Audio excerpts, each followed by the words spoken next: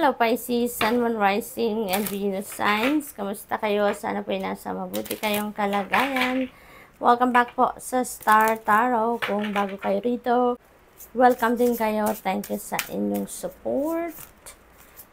I truly appreciate it. God bless you all po. Paunang mensahe po ninyo, connection. Ayan. So, we are all connected. Ito ang reminder para sa inyo ng spirit sa ngayon. Maybe you are going to expand your horizon din sa ngayon. Maybe you're going to expand your circle of friends or yung mga kakilala ninyo, acquaintances.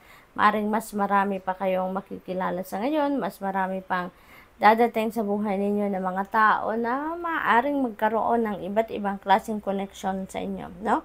This could be a love connection, that could be connection in business, you know, mga bagong kaibigan, something like that.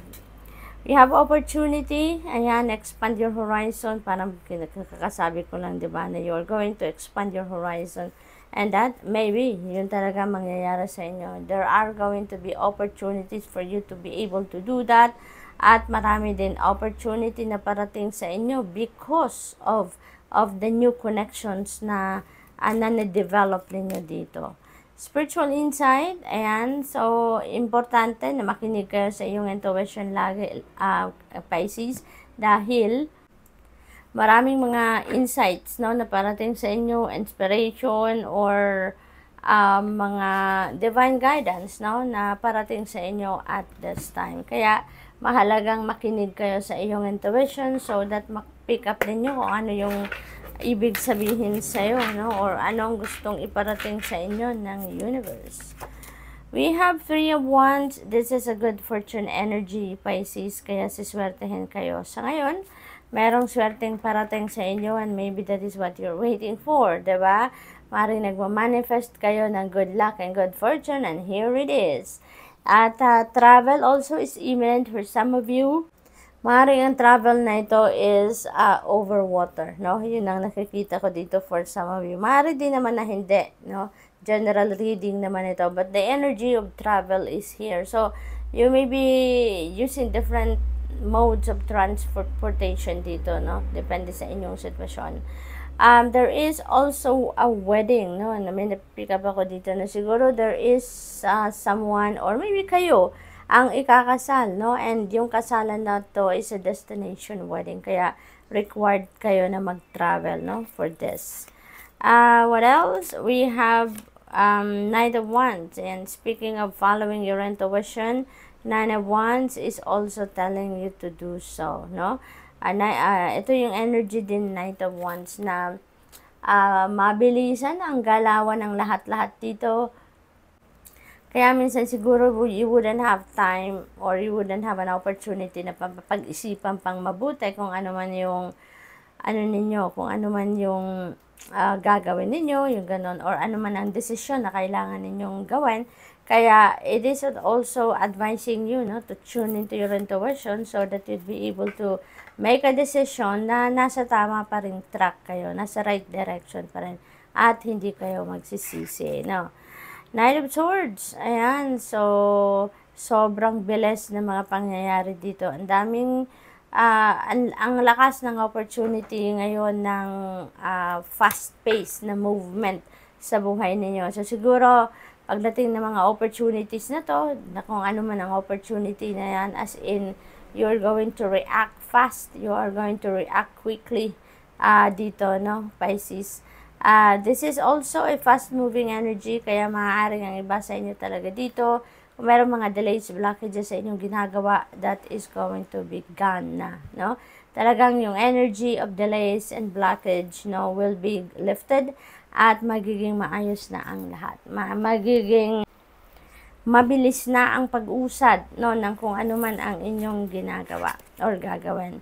10 of Wands, this is ending and beginning. Ayan, so mayroon dito mag-end, no? Mayroon ditong i-release na kayo.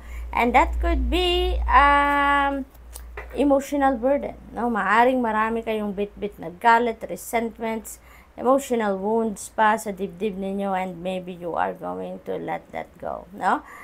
It could also be overwhelming task, no? Maaring panay kayo nag-overtime dito, Pisces, and you're not even paid, no? hindi kayo nako-compensate. Yung pagod ninyo, hindi compensated sa trabaho. Siguro, kaya it's taking a toll on you and you're realizing now na tama na, no? Asikasuhin ko naman ang sarili ko ngayon. Tama na. I can still find work, no? Kahit saan. Maaring ganon. And siguro task din ninyo ito sa bahay, responsibilidad, obligasyon ninyo sa bahay, sa maaring sobra-sobra naman ang mabigat sa balikat ninyo, kaya ibababa nyo na yan, meaning maaring humingi kayo dito ng tulong sa iba ninyong kapamilya, no? Para tulungan kayo sa mga gawain man lang. Justice will be served dito, Pisces, kung mayroon kayo mga pinaglalaban sa korte. You can expect a result na decision ng court na favor para sa inyo, in favor para sa inyo. And that may bring balance, no, sa buhay ninyo sa ngayon, kasi magiging, kumbaga, in order na ang sitwasyon ninyo dahil siguro may kalinawan na, 'di ba? Makukuha niyo na yung resulta ng ano na to, usapin sa korte, kaya makakapagplano na kayo, makakapag-take action na kayo doon sa kung ano man ang path na tatahakin ninyo from here on.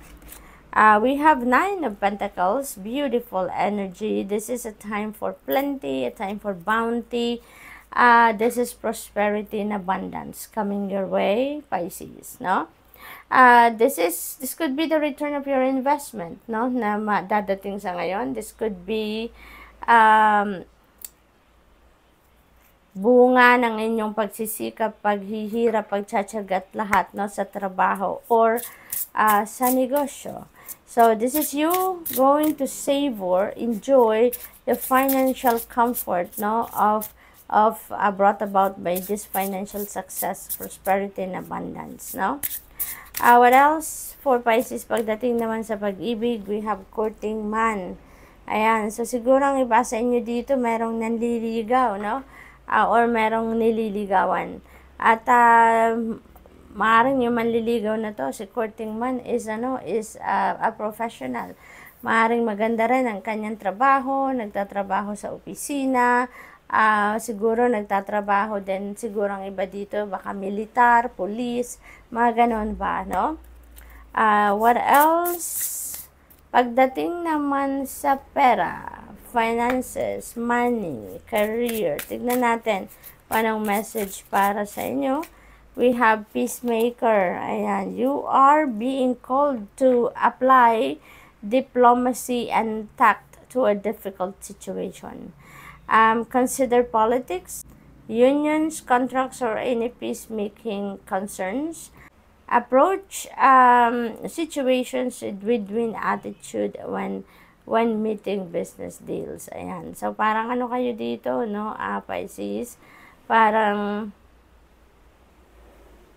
ang iba siguro sa inyo, negosyante, kaya meron ako napipick up dito na marami kayong transactions, negotiations dito na ginagawa with other people, maaaring with your business partners, something like that, no? So, siguro meron ditong marami kayong opportunities dito of partnership in business. So, good luck, Pisces, and that's all I have for you for today. Thank you for watching. Love and light. Namaste.